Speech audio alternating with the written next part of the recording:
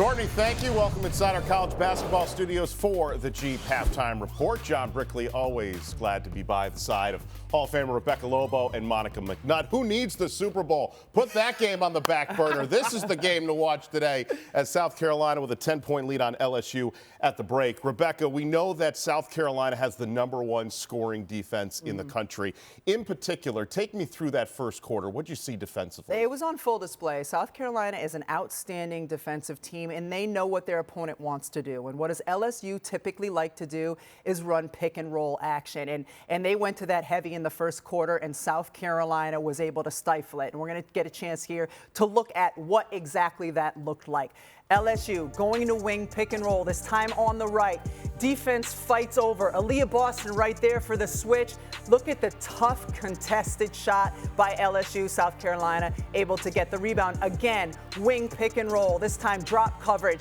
Guard fights over. Fletcher does, able to get a piece of the basketball. Tough shot. South Carolina corrals the rebound. Here, the wing pick and roll comes again. This time, Poole steps behind and takes the contested three. South Carolina did an outstanding job of that defensively in the first quarter. So what happens in the second quarter? LSU starts running most of their offense through the middle of the floor, heavy with their horns action. And not only did they go to the middle, Rebecca, it was allowing their guards to make decisions quickly and not get deep into the shot clock, allowing South Carolina to set their defense. So when you look at what both Poole and Alexis Morris were able to do, this is off of a rebound. LSU is pushing the ball up the floor. You find your guard, Kateri Poole attacking the paint, middle of the paint to your point, but very quickly. That's less than 10 seconds, less than 12 seconds, we'll say, expire on the shot clock. A little bit later, here comes LSU, and this is Morris. You heard Coach Staley talk about it. She can score at all three levels.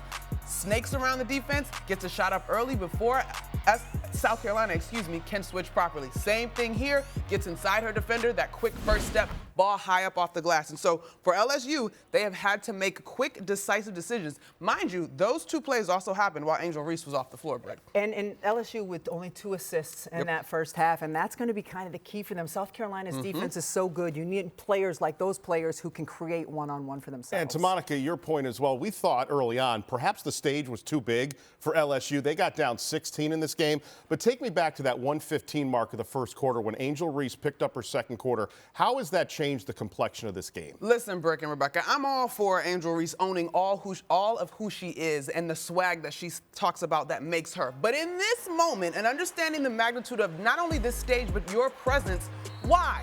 Why are we even messing with Aaliyah Boston, who obviously officials are looking out for in terms of the contact? She's got to be a little bit smarter than this and picking up a second foul and being off the floor when her team needs her. Now, to her credit, when she came back in the ballgame, I thought she did a really good job of playing with those 2 fouls. She seemed a little bit more composed. I'm not telling her to take her trash talk out of her game, but I am asking her to be smart because LSU is going to need her contributions. And in terms of the stage being too big, I don't know if it was too big, but it was a little bit overwhelming, I think, those first couple of minutes. Because keep in mind, LSU's other really big game within the conference was against Tennessee, and that was home, a sellout at home where it's a totally different feeling. And in terms of being too big, South Carolina is just too big. They've got such big players, especially on the interior, that's not allowing Angel Reese to do the things she's used to doing when she's going against smaller defenders. And we've got some time. Let's take a look at the shot chart in terms of what we saw in the first half. 42 points. They were getting points from every part of the floor.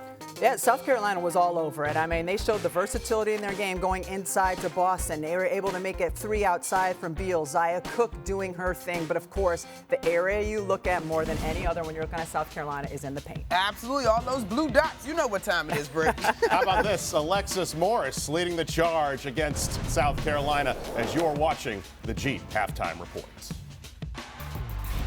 This Halftime Report is presented by Jeep. There's only one.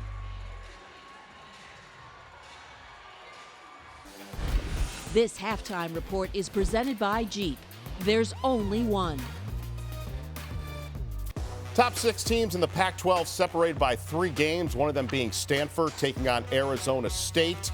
First quarter, Lauren Betts helping the Cardinal control the tempo. This was a game where Stanford has controlled from start to finish. Yeah, Stanford really finding their groove after shooting 59% in their win against Arizona on Thursday. They're shooting 60% so far in this game. Brick, 9 of 13 from 3 so far. Arizona State came in on a 20-game losing streak in conference play. Cameron Brink Right now putting a bow on it. Stanford up big, 54-23 at the break. To the ACC, Miami, one of the last 4 buys, according to Charlie Cream, taking on Duke with that daunting scoring defense. How about Celeste Taylor, Monica, one of your under-the-radar players this year? Yes, indeed. She was terrific, connecting on the 3 there a little bit later. You get Balagoon in on the action.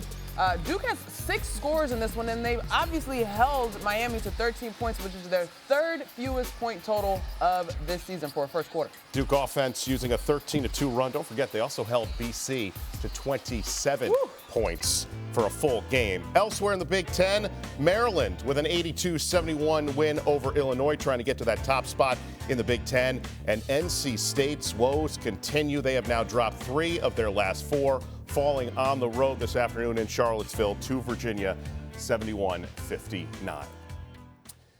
It is with great sadness that we announce that ESPN has lost a legend.